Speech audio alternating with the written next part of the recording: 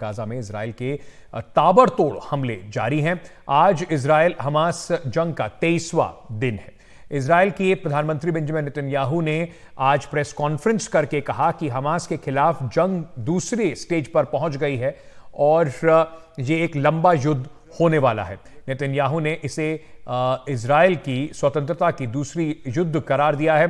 दूसरी ओर Israel defence forces ने Gaza पर जो जमीनी हमला है उसका दायरा बढ़ा दिया है। पिछले 24 घंटे में इजराइल की तरफ से दावा किया गया है कि हमास के 450 ठिकानों पर हमला हुआ है। इजराइल की सेना ने कहा है कि हम हमास के ठिकानों पर लोकेशन को ट्रेस करके हमला कर रहे हैं। हालांकि इस जंग में बड़ी संख्या में जो गाजा में रहने वाले आम लोग हैं वो मारे गए हैं। लगातार 8000 से ज्यादा जो लोग हैं उनकी अब तक गाजा पट्टी पर मौत हो चुकी है। जो इंटरनेशनल दबाव है उसके बढ़ने के बावजूद अभी तक इजराइल की ताबड़तोड़ बमबारी जो है गाजा पट्टी पर वो लगातार जारी है। गाजा में जो संकट है वो अब गहरा गया है। एक जबरदस्त मानवीय त्रासदी के तौर पर अब खड़ा हुआ है। गाजा में 8000 से ज्यादा लोगों की मौत हो चुकी है, जिसमें से करीब 3300 नाबालिग हैं, यानी कि 18 साल से कम उम्र के बच्चे और छोटी उम्र के लोग हैं। मारे गए लोगों में 2000 से ज्यादा महिलाएं हैं और करीब 14 लाख लोग इस वक्त गाजा में बेघर हैं। कुल मिला के 20 लाख की आबादी है, 20 लाख से थोड़ी ज्यादा आबादी है, जिसमें से 14 लाख लोग अभी बेघर हैं। गाजा में फोन, इंटरनेट की सर्विसेज जो है वो बिल्कुल बंद हैं। दुनिया से कटे हुए गाजा में करीब 23 लाख लोग रहते हैं। बड़ी संख्या में लोग अस्पतालों में शरण ले रहे हैं। गाजा पहुंच रही मदद जो है वो बेहद नाकाफी है। अब तक 84 ट्रक राहत सामग्री जो है वो गाजा पहुंची है। गाजा के अस्पतालों में ईंधन की बेहद कमी है, ऐसा वर्ल्ड हेल्थ ऑर्गेनाइजेशन ने कहा है। 12 अस्पतालों को हर दिन 94,000 लीटर ईंधन चाहिए। ईंधन ना होने के कारण इलाज में भी काफी मुश्किलें आ रही हैं, ऐसा WHO ने कहा है। गाजा का गला घोटा जा रहा है, संयुक्त राष्ट्र ने भी ये बात कही है। लेकिन इन सब बातों का इजराइल के ऊपर कोई असर इस वक्त होता दिखाई नहीं पड़ रहा है।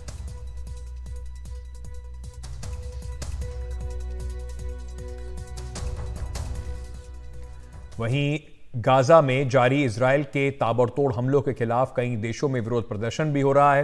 ये तस्वीरें आपको कुछ दिखाते हैं जो इटली, ऑस्ट्रेलिया, फ्रांस और लेबनान की हैं। यहां पर रोम, इटली में हजारों लोग इस जंग के खिलाफ प्रदर्शन करने के लिए उतरे। रोम में प्रदर्शनकारियों ने कहा कि इस नरसंहार को रोका जाए और फिलिस्तीन को आजाद किया जाए। वहीं फ्रांस में प्रदर्शनकारियों ने कहा कि गाजा में ना फोन काम कर रहे हैं और ना ही इंटरनेट, वहां के लोगों से बात भी नहीं हो पा रही है। हम सभी उनके साथ हैं और इजराइल को तुरंत हमले बंद करने चाहिए। लेबनान, जहां पर इस युद्ध का सीधा असर पड़ सकता है क्योंकि हिजबुल्लाह आतंकवादी जो एक दूसरा एक संगठन है, गिरोह है, वो लगातार इस बात को कह रहा है कि वो भी इजराइल हमास का साथ देता है और इजराइल के खिलाफ है, तो वहां पर ये हमला और बढ़ सकता है। लेबनान में बड़ी संख्या में फिलिस्तीन और हिजबुल्लाह के समर्थक जो हैं वो सड़कों पर उतरे।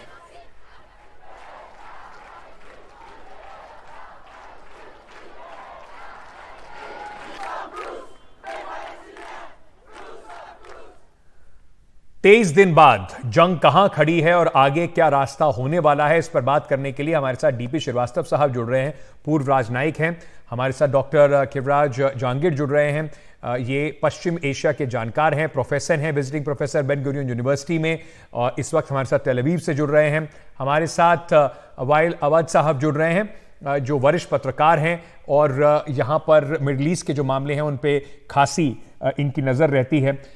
मैं सबसे पहले अवध साहब आपसे ही पूछना चाहता हूं कि क्या अब 23 दिन बाद यूनाइटेड नेशंस में भी जो बात हो रही है, हमास ने इस जंग को 7 अक्टूबर को शुरू तो किया, लेकिन जिस तरीके से फिलिस्तीन के लोग, गाजा के लोगों को इसका नुकसान उठाना पड़ रहा है, कहां अभी आप जाते देख रहे हैं? बहुत बहुत धन्यवाद। ये सबसे बड़ी प्रॉब्लम ये है, लोग ये समझते ये युद्ध है इजराइल का हमास से। ये झगड़ा है युद्ध का हमास का नहीं होता है। आपका वेस्ट बैंक में भी देखना पड़ेगा, जेरूसलम भी देखना पड़ेगा, कितना लोग इजराइल फोर्सेस मार दिया था और कितने लोग में डिटेल भी करा दिया। अभी तक 50 लोग अभी वो डिटेन कर रहा है, और पूरी पूरी गीतों बनाते, कोई बाहर नहीं जाते, इसलिए बहुत चेक करिए। बाकी जो गाजा के ऊपर चल रहा था, तो जब तक प्रधानमंत्री ने खुद बताया था, उसकी फेज 2 शुरू हो गया। और अगर आप ये सुनता, उसका स्टेटमेंट है और इनका प्रेस कॉन्फ्रेंस भी चल रहा था, आप देखते तो रिलीजियस फेज भी गया। मतलब ये अभी बिल्कुल क्रिश्चियन, जो ईस्टर्न क्रिश्चियंस और मुस्लिम के साथ में उनकी अगेंस्ट भी किया था, जायोनिस्ट राइट एवेंजलिस्ट, उसके साथ में वो कर रहा है। इसलिए ये अभी बहुत खतरनाक है। अभी तक ये झगड़ा जो चल रहा है वो फलस्तीन के ऊपर, अभी तक वो बहुत नुकसान हो गया था ये फलस्तीनी के, और सिर्फ ये तो कंसंट्रेशन कैंप बम्बार्डमेंट चल रहा था, और उसके लिए जी। अलावा कोई रुकना नहीं है। इसलिए ये हम लोग ये कहना चाहते, ये जो चल रहा था उसकी अभी तक खुद नेतन्याहू बता रहे कोई कोई निगोशिएशन भी चल रहा, वो उनके लिए एक्सचेंज ऑफ प्रिजनर शायद हो सकता है। एक्सचेंज ऑफ प्रिजनर्स एक बड़ा एक फैक्टर होगा इसमें, लेकिन डॉक्टर जहांगीर, मैं आपसे ये बात समझना चाहता हूं कि इस वक्त इजराइल में जिस तरीके की स्थिति अभी बन रही है, एक प्रस्ताव आया है हमास की तरफ से कि अगर आप हमारे लोगों को छोड़ेंगे तो हम जो वहां पर बंधक हैं, इजरायली बंधक हैं, उनको छोड़ देंगे। उस पर क्या विचार हो रहा है? और जिस तरीके से नेतन्याहू ने कहा है कि ये लंबी जंग है, तो क्या उनका एंड गेम है? किस तरीके से वहां तक पहुंचने की कोशिश की जा रही है? देखिए, नेतन्याहू अपनी एक हारी हुई लड़ाई को दिखाने की मतलब कोशिश कर रहे हैं कि वो काबू में है उनके। नेतन्याहू की मुश्किलें अंदरूनी तौर पे बहुत ज्यादा बढ़ गई हैं। कल उनसे पहली प्रेस कॉन्फ्रेंस में पूछा गया था कि आप इस जिम्मेदारी को लेते हैं या नहीं लेते हैं, तो उन्होंने उसमें भी टाल मटोली करी, और उन्होंने परिवार जो बंधक वहां हैं उनके परिवारों से कल की मुलाकात में कहा कि हम हर भरसक कोशिश करके उनको छुड़ाएंगे। पर उनका छुड़ाना इसराइल के लिए नामुमकिन सा है। अव्वल तो कतर के जरिए जो 4-5 दिन पहले बात हो रही थी, वो बात कहीं पहुंची नहीं, और बाद में एहसास हुआ कि कतर सिर्फ हमास को एक वक्त देने की कोशिश कर रहा था, तैयारी करने की। ये जो मांग है ना कि हमास ने अपने बंदी वापस मांगे हैं, ये मांग आज की नहीं है। आप 7 अक्टूबर की शाम इस्लामिक जिहाद की स्टेटमेंट देखें। उन्होंने तब कहा था कि हम अपने सारे बंदी वापस चाहते हैं अगर इसराइल को अपने लोग चाहिए तो। मेरे ख्याल से हमास की ये सोच शुरू से थी कि बंदी जितने ज्यादा मिल जाएं उतना अच्छा है, फिर हम सौदा करेंगे। पर इसराइल ने वो उनकी कोशिश नाकाम कर दी है। अब इसराइल की मांग ये है कि आप अगर सीज फायर चाहते हैं तो आप हमारे बंदी रिहा करें। तो जो गाजा में गुजर रही है लोगों पे, उसमें हमास का भी बहुत बुरा हाथ है। आप ये सोचिए, बिल्कुल। हमास आज उन बंदियों को देके सीज फायर नहीं करना चाहता, वो अपने लड़ाकों की फिक्र में है जो इसराइल की जेलों में बंद है। हम्म। बिल्कुल, ये एक इंपॉर्टेंट पॉइंट आपने उठाया है। श्रीवास्तव साहब, मैं आपसे ये बात समझना चाहता हूं कि इसको लेकर दो एक पहलू हैं। एक, किस तरीके से आप देखते हैं जो भारत का अभी तक, जिसको अंग्रेजी में कहते हैं टाइट रोप वॉक चल रहा है, फिलिस्तीन पर उनकी एक स्टेटेड पोजीशन है, 2 नेशन थ्योरी को वो सपोर्ट करते हैं। वहीं जो अभी यूनाइटेड नेशंस के अंदर रेजोल्यूशन हुआ, या जो रेजोल्यूशन पास हुआ, उसमें भारत ने एब्सटेन किया क्योंकि वो हमास को लेकर जिस तरीके से उसमें उसका मेंशन नहीं था, उसका समर्थन नहीं करना चाहते थे। तो भारत को लेकर आप इसे किस तरीके से देखते हैं? और दूसरा, क्या यूनाइटेड नेशंस कहीं ना कहीं इसमें नाकाम नहीं नजर आ रहा है कि वो किसी भी तरीके का युद्ध विराम या कुछ भी शांति की जो एक पहल है वो शुरू नहीं कर पा रहा है? देखिए, यूनाइटेड नेशंस एक अंतरराष्ट्रीय संघ है, तो इसकी सफलताएं और नाकामयाबियां, ये दोनों जो इसके मेंबर मुल्क हैं उनकी सफलता और उनकी असफलता ही है। तो ये कहना कि संयुक्त राष्ट्र संघ फेल हो गया, ये सही नहीं है, बल्कि ये कहना बेहतर होगा कि कई बड़ी शक्तियां जो संयुक्त राष्ट्र संघ की सिक्योरिटी काउंसिल की परमानेंट मेंबर्स हैं, वो शायद फेल कर गए। मगर ये वक्त नहीं है कि हम गलतियां ठहराएं। इस समय जरूरी है कि हम एक समाधान की तरफ देखें, और ये समाधान होने के लिए ये जरूरी है कि हम उस बिंदु पे वापस जाएं जहां से झगड़ा शुरू हुआ। वो बिंदु था 7 अक्टूबर को, जब हमास ने एक टेरर स्ट्राइक करके 200 बंदी ले लिए।